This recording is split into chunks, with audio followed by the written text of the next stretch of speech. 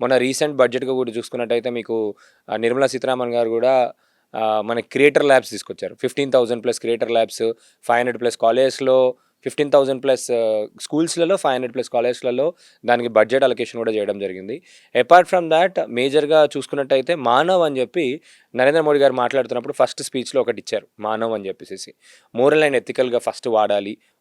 ఏఐని ఏదైతే మనం యూజ్ చేస్తున్నామో it should be used for positive better good కోసం వాడాలి గానీ మోర్ ఇంటూ సైబర్ క్రైమ్ వేరే వాళ్ళని థ్రెటన్ చేసే విధంగా ఒక కాంపిటీషన్ అడ్వాంటేజ్ లాగా చూసుకోవడానికి కాకుండా నార్మల్గా అలా వాడాలి అని చెప్పారు. ఇంకోటి అకౌంటబుల్ గవర్నెన్స్లో యూజ్ చేయడానికి, accessible for everyone, inclusive accessibility, లెజిటిమేట్గా వాడడము, సావర్నిటీ, నేషనల్ సావర్నిటీ ఇలాంటి ముఖ్య ఉద్దేశాలపైన చేయడానికి చేశారు. ఓవరాల్ ఇన్వెస్ట్మెంట్ పరంగా చూసుకున్నట్టయితే 10,362